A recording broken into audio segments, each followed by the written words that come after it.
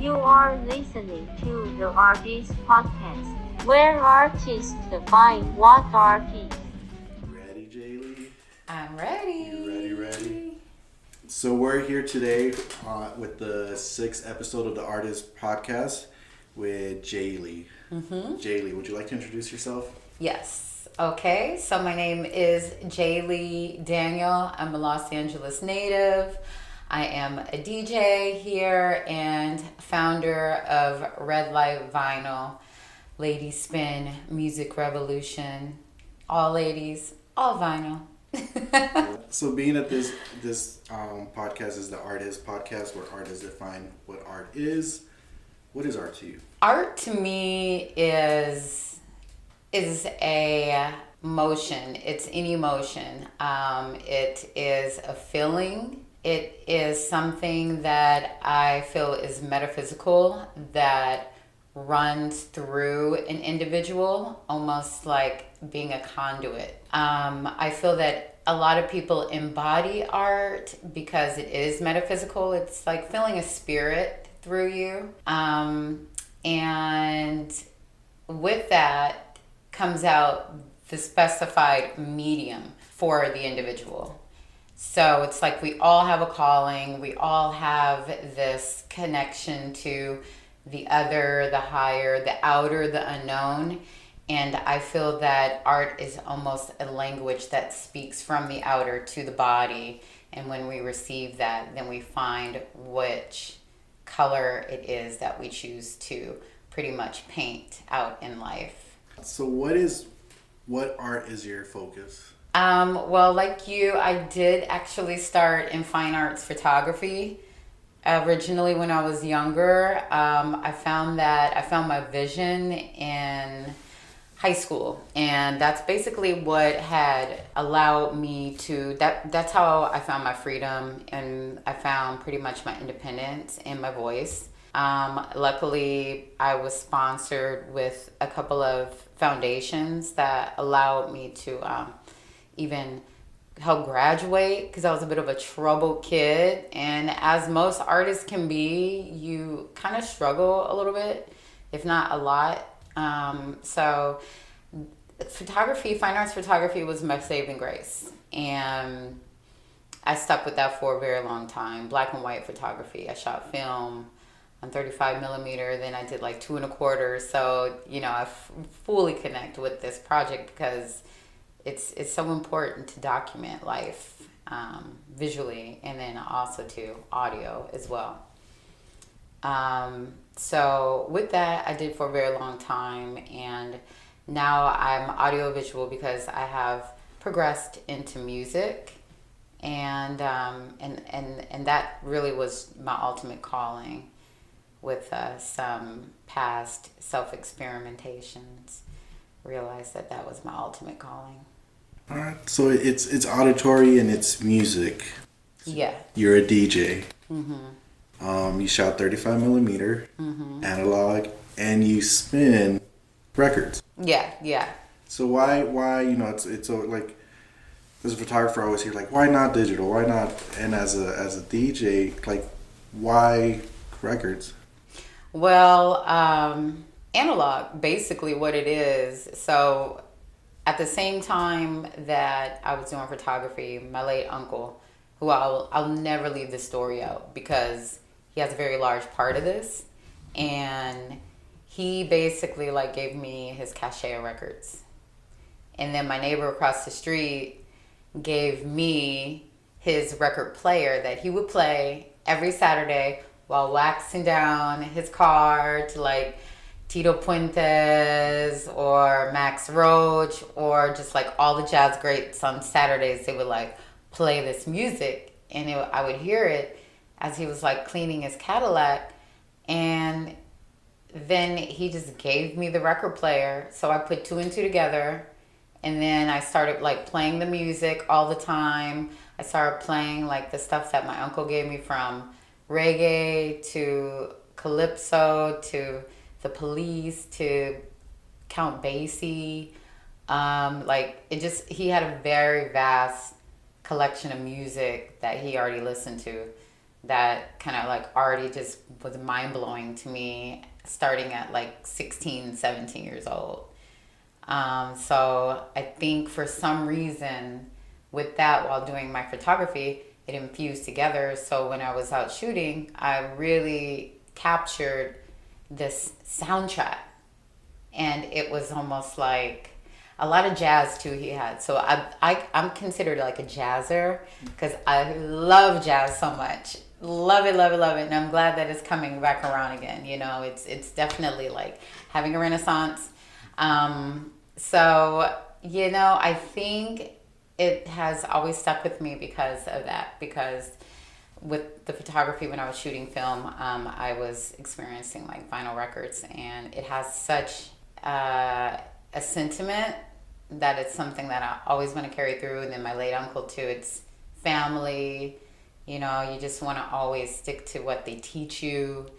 And sometimes like their medium and what they do is like better quality and classic and timeless.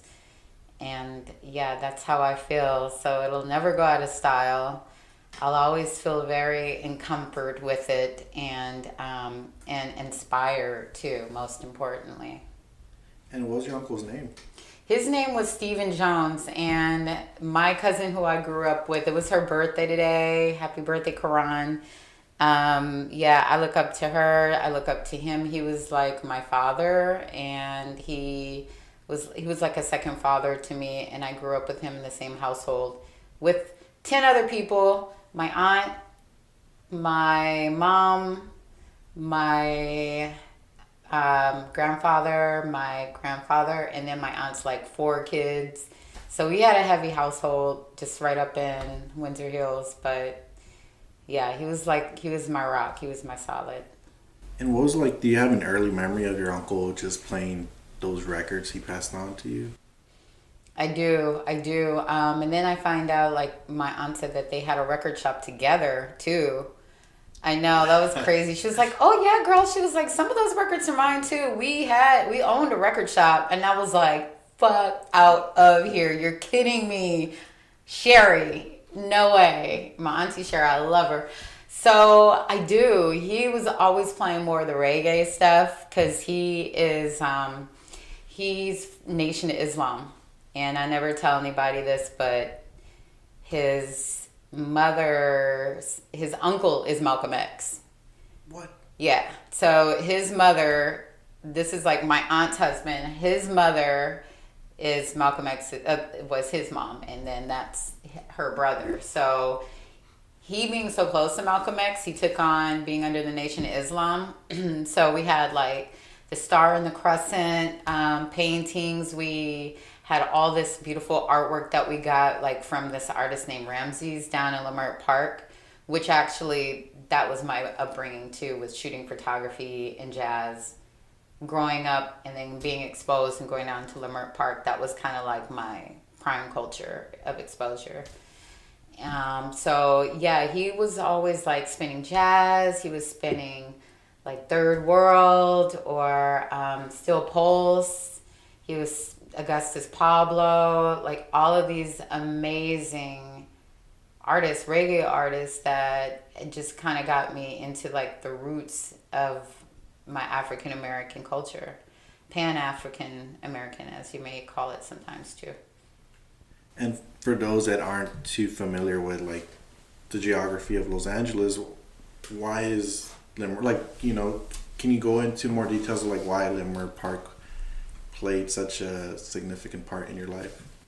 Yeah, well, one, it was down the street from me, down Angeles Vista. So it being so close, when I was younger, it was very hard for me to just kind of like jump and like go like travel everywhere. I just had to do things that were walking distance for the bus. So that was my first part of exposing like some form of community so close to me. And I remember it wasn't as youthful as it is now. Well, there was this, what is it called? Not World Stage, but it was something else called that all these rappers used to go to. Oh, okay. You know, they used to go and battle like AC Lone, and all these underground rappers, these hip hop rappers. So that was funny because I remember always hanging out around there too and seeing that and kind of being slightly in that world and just kind of seeing them like, in their ciphers and freestyling and battling and everything. But yeah, I always stuck to more of like the jazz side and like the older men that were playing chess. So I was attracted to that because it was close by and it was just a very intriguing culture for me to start recording and shooting the lifestyle. It was very different for me and inspiring to see how the African American culture here in LA could have a certain kind of eccentricity and intellectualism, and that's also what kind of formed me into my intellectualism and lifestyle for, I would say, like the more elite and the higher and intelligent, in that sect. And you mentioned, as you're describing Limmer Park in your past, you mentioned community, and you have a community of badass female DJs. Can you talk about that? Yeah. No one that I'm necessarily putting in my back pocket, but that definitely was like what inspired me. Community has always been first, number one. It's not about me or I, it's about we. I've always felt that way. And during this time, see, at the drop of a dime, I get emotional about this stuff, because this time right now is it's so important to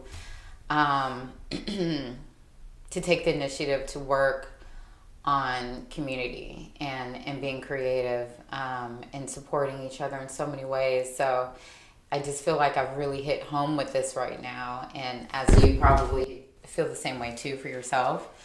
But yeah, this is something I've always believed in, and I would even almost put my others first, just to give them their shine so they can feel good about who they are, and then that makes me feel good. So this has always inspired me to create a collective of artists. Even before I started Red Light Vinyl, I was in between like doing the photography. I wanted to curate art shows, so I did a couple, and I brought artists in for exhibition, and I would do like one night events.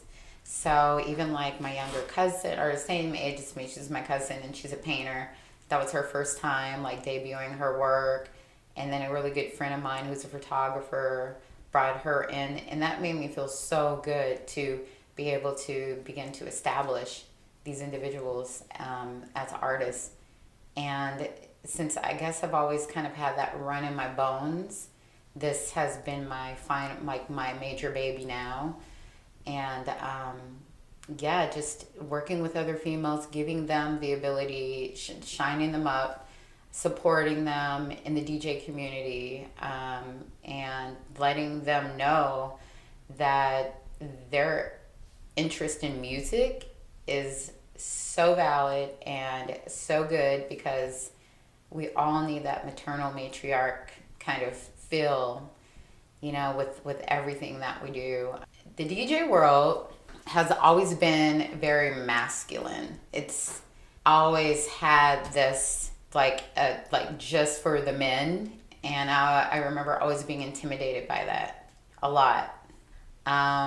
So this is why I'm very forward female. Now, I'm not really a feminist, but I am. But I like to call it forward female. Okay. What has been the biggest obstacle as a female DJ in LA?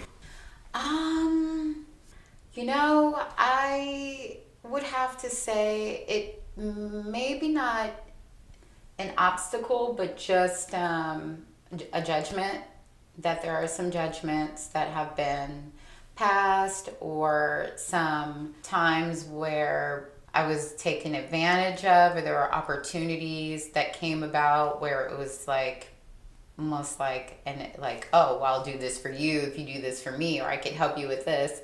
It kind of became this experience where it seemed as if I was going to be taken advantage of in this situation, but I'm not an angry person, so I'm the type of person that's like, okay, yeah, that's great, that's nice, and then just kind of dip out.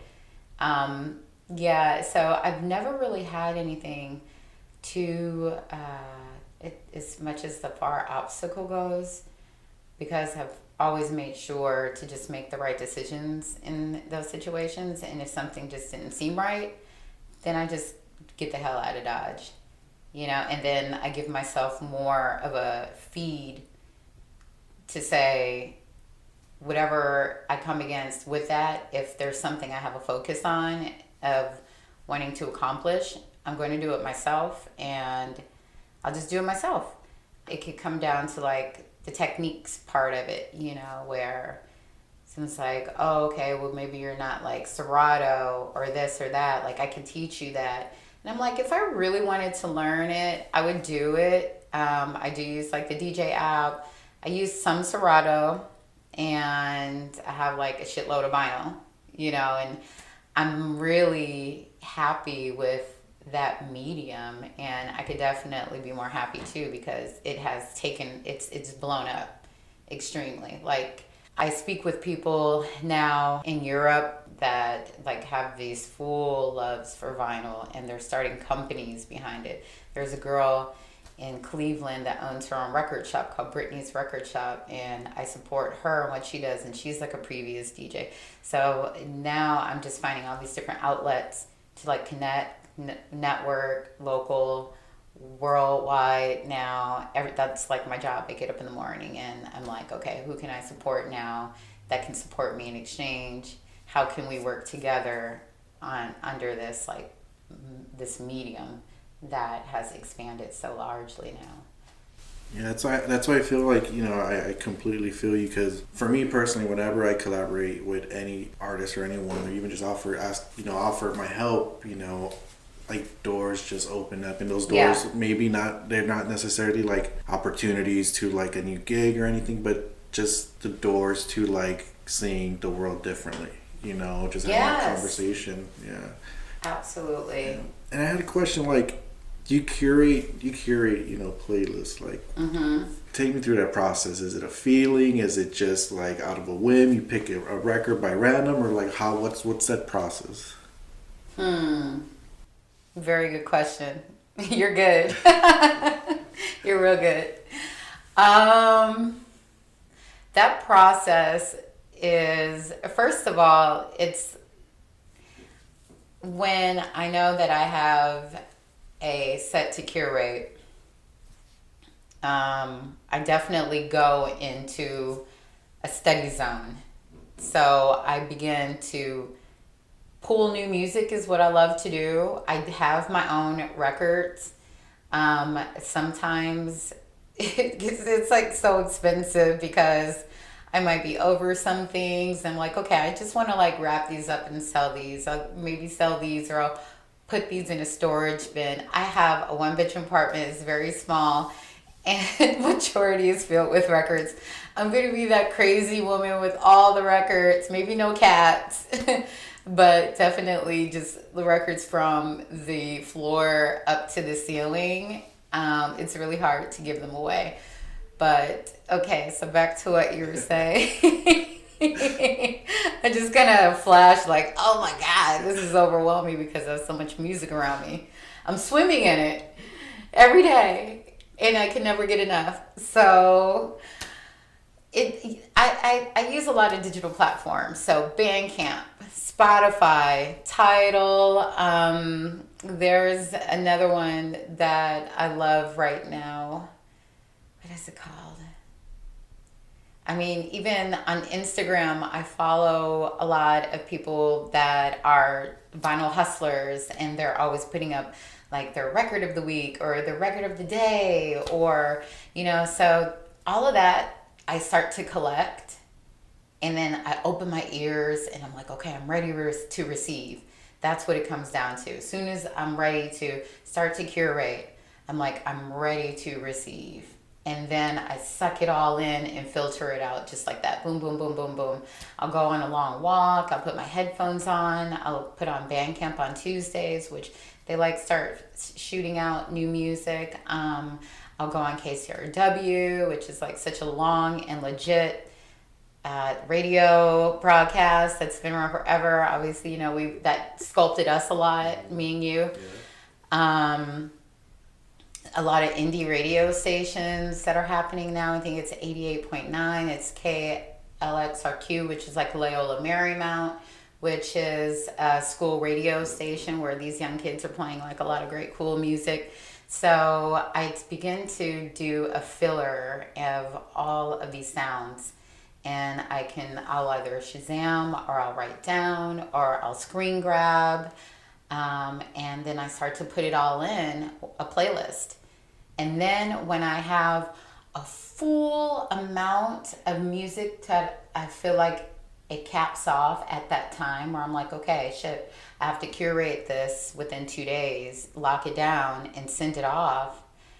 It's time to like go into the cell. And then that's the next form of it, where I listen to all the music, I listen to all of it all over, and then I trim it down. And then after I trim it down, I create, so the music that I try to create a story. I always say that I would love to make like a soundtrack every time it's being played.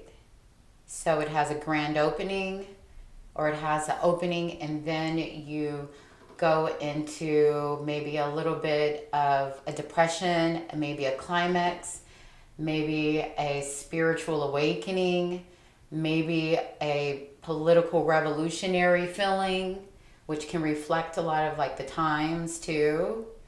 And then to finish off with like a sound piece, and that's how I envision my sound to be. And this soundtrack, is it more like an autobiographical soundtrack, or is it more for the listener?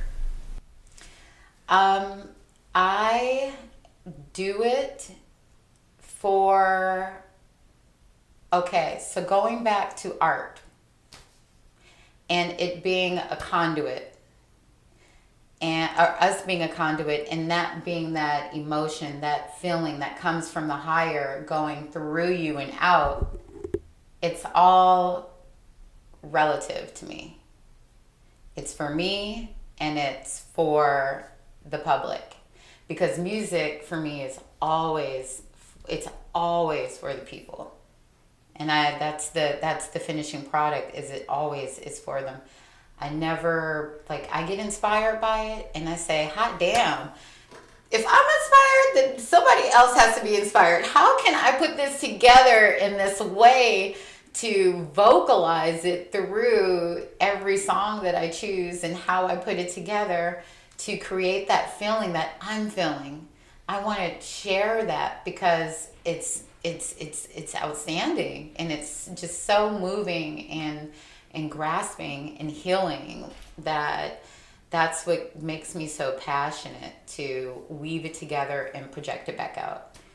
It's like whatever I'm feeling with that, like I could just shed tears, and then I began to have a feeling for the world and with the world. It's almost like I'm holding hands with the energies of the world around me, and then I start feeling how I can just weave this together, curate it, and put it back out. And that's why every time it's always a blessing to me, and it's always a journey, because I go through that same thing every time. It's never like, oh, I'm just gonna go put some music together. I'm like, whew, okay, here we go. Through the portals of life. It's, yeah, these are good questions, because you're really hitting like the depth of my soul right now. And I want to know, like, how does it feel for you when you just see someone just like vibing with like your selection and your music, and how does that feel for you? It makes me feel really good. It makes me feel really good. Like you mentioned, if I was still at a bar or club playing the music and they were dancing, nothing gives me like greater, or an event. I used to do like a lot of commissioned events for like fundraisers, and I was able to play like really good, feel good music. So some people that you wouldn't even expect would get up and dance, that were a little stiff or older or conservative or up, and they're like, "Dang girl, that's my song! Oh my God, you got me so excited! What's your Instagram? What's your email? I want to hire you for my event or for my birthday or my 73rd birthday, And that's what makes me so happy, because seeing people just get excited, their faces light up, and then just seeing like their tushes just moving, it gives me so much joy. Just to make somebody else happy makes me happy, and to know that they are inspired and affected to the waves, the sound waves of music like I am too. And that comes back around to community and togetherness and connection, human connection. Yeah. And other than music, are you inspired by anything else? Photography. Photography, okay, right on. Yeah, I love photography. That always holds a place in my heart. Black and white photography, portrait photography. I like architecture. Frank Lloyd Wright, I was fully inspired by when I had a stint where I lived in New York for a while. I always would like to go to the Guggenheim, because I like how the structure was going like an upward spiral. With my love of jazz, that opened me up to other arts, like in the 1950s and 60s, the beatnik era, which I loved a lot. So I studied a lot of artists like Alexander Calder, who made the mobiles. Like I said, architecture, poetry. So music, going back to music, has opened my ears and eyes up to all mediums of art, and it feels good to feel so well-rounded because of that too. Like I feel whole because it has allowed me to receive so much on so many different levels of art. And how long have you been DJing for? I've been DJing for, with vinyl, probably about 6 years. I started a little bit when I was in New York, and I was doing digital. And then when I moved back out here in 2014, I met a girl named Shane, and we worked together, and that's when we decided to start Red Light Vinyl, and started as like a female collective, when we just began like spinning around town, vinyl records, a lot of old classic stuff. And then it just kind of like took off, and she moved, but I decided to keep going with it as I was seeing like the momentum taking. And how was it like that first time you got on stage, and how did you know you were ready to, DJ for the public? Oh, I don't think I really did, It was very nerve-wracking, and that's a good question, because I'm sure some people would probably say something so like that they just felt it, but for me, I felt it, but I didn't feel ready yet. And to be honest, I think that's why my DJ partner, when we started Red Light Vinyl, she wasn't ready for it to be so big and for us to get this attention. So when I decided to go forth with it and be asked to do these, okay, for instance, so I was asked, the reason why I'm on Artform Radio is that one of the coordinators that work with Artform Radio a while ago asked me like, hey, where can I listen to your music? I'd like to hear, and they saw a picture of me like DJing at some place in Venice or something. I was holding up a William Onyeabor record, which is this Nigerian synthesizer singer from the 70s. really awesome cat. And I said, "Oh, I'll send some music to you." And then when they did, they loved it. And then they asked me to be a part of Record Store Day, which was at Art Form Studio in Highland Park. And when I looked at that bill and saw the heavy hitters on there, from Jeremy Soule to Gas Lamp Killer to, I mean, these people that were alternating to come and play there, I said, holy shit, I'm so not ready for that at all. And Mona Lisa. So I was just like, oh my God, there's no possible way. I'm not ready for this at all. Like, yeah, I've got some music, I've got some jams, but like my fingers will be trembling. I can't mix, I can't do anything. And I did horrible, but no one really knew. It was like about a half hour to 45-minute set. It was just like a very monumental experience. And that I felt I was not ready for, and I probably will never be ready with some of those heavy hitters that have played for decades and have painted LA with their skills and their craft and their music. Like, those are the people I look up to. And what, like, you know, in hindsight now, like years later, if you could tell, you know, younger you who was like panicking, you know, they didn't feel like you were ready, what would you have told yourself? It depends. How old was I? Oh, Because we all have like young times we were younger and we freaked out. Yeah. Well, when you first started DJing, when you first started playing around with that. Okay. What would I have told myself? I would have told myself, which I tell myself today still. And luckily, you know, for being in COVID, it has allowed me to have more time to practice.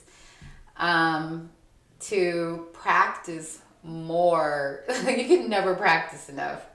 You know, it's funny, people come up to me and they're like, "Oh, you're a DJ, okay, you do a little scratch. And I'm like, I can do a little scratch, but I can't, like,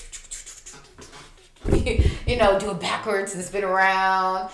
So, just the skill set is, like, so important. It's like, it's great. There's a lot of women that I work with in music that spin records, and their like ear for music is just like bomb, you know. And I have to be forgiving to know that they may not be able to mix. They may not even be able to like remember to turn the 33 button to the 45, and that's where I come in to help them. Like, hey, don't you notice it's going a little fast? Or going, you know, in comparison to what it should be going. I don't know, all those different things. But I would tell my younger self to never stop practicing. Every day, get up, make a routine of it. Practice at least an hour a day with your mixing, your timing, and I would have definitely came out a lot better than I am now. But that's something I'm working on to become a lot better with. You can never be too good, you know. Can never be with DJing. And so you said you're practicing, you're working on that. What else are you working on right now? What I'm working on right now, which I must say that I am proud of, is my global outreach. So this is my big project that I have, that I've been doing. This is something I've been working on with my current DJ partner. Her name is Riza, aka Space Honey. She's dope. She's so dope. Younger, like 23 years old, and she's like a little child prodigy, and she's such a blessing. So we are working on reaching out to other artists out in the world, because that's all we have now, right? Like, we work local in community, and then we have our global outreach. And luckily, like, working with Art Form Radio has given me the opportunity to broadcast global from the UK, and that kind of tapped a little bit of inspiration in me. So I said, let me, on a personal, go and reach out to all these other radio broadcasts So I just scored a set in that'll be broadcasting with Root Live Radio in Istanbul, Turkey. And yeah, I know, right? Dope, yeah. I was like, okay, this is happening. And there's another one that is called Ola, and it's in Bordeaux, France. So they just got back to me, and I will be working with them. So that's what I'm doing right now, which is I will be broadcasting my sets globally, and that's my new thing. Okay.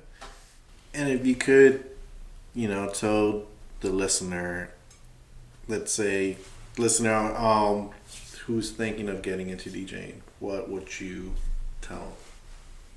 What would I tell the new listener?